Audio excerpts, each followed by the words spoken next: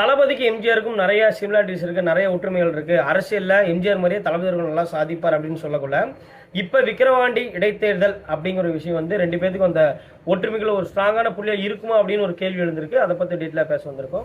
விக்கிரவாண்டி தொகுதி எம்எல்ஏ புகழேந்தி பார்த்தீங்கன்னா பக்கமாக இறந்துட்டாரு. அந்த தொகுதி காலின்னு அறிவிச்சிட்டாங்க. 6 மாதத்துக்குள்ள இடைத்தேர்தல் வரப்போகுது. சரி, இப்போ அது என்னப்பா பிரச்சனை? அதான் 2026 தானே தளபதி நிற்க போகிறாரு, உடனே என்ன இடைத்தேர்தல்னா ஒரு சின்ன ஒரு த்ரெட் விஷயம் சொல்லிடுறேன். அது வந்து அட்லாஸ்ட் நம்ம தமிழக வெற்றி கழகம் தளபதிகள் முடிவு எடுக்கிறது தான். ஓகே, ஏடிஎம்கே ஆரம்பிச்சு கிட்டத்தட்ட ஒரு 6 மாதம் இருக்கும்.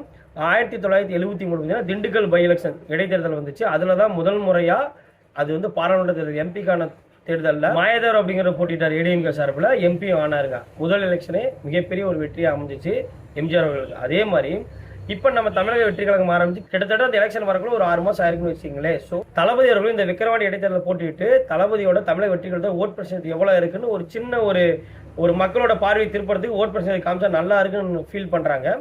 இப்பவும் சொல்கிறேன், இது வந்து ஒரு நிறைய பேர் சோஷியல் மீடியா பேசுகிற விஷயம் தான். இது வந்து கடைசியாக தளபதியோட முடிவில் தான் போய் முடியும். ஓகேவா?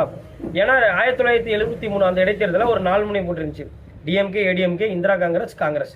இப்போ பார்த்தீங்கன்னா ஏடிஎம்கே, டிஎம்கே, நாம் தமிழர், பிஜேபி, நம்ம தமிழக வெற்றி கழகம், இந்த 5 முனை போட்டி நிலவும்.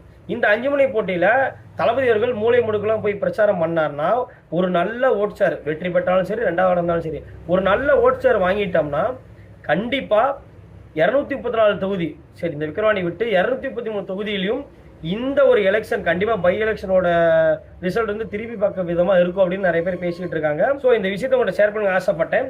நீங்கள் என்ன நினைக்கிறீங்க? தமிழக வெற்றி கழகம் இந்த இடைத்தேர்தலில் போட்டிடணுமா, இல்லை தளபதி சொன்னால் 2020 சட்டமன்றத்தில் நேராக போட்டிடுமான்னு கமெண்ட் பாக்ஸ் சொல்லுங்கள். பார்ப்போம் எத்தனை பேர் என்னென்ன வியூஸ் கொடுக்குறீங்கன்னு பொறுத்து வந்து பார்ப்போமே. இன்னொரு வீடியோ சந்திக்க நன்றி, வணக்கம்.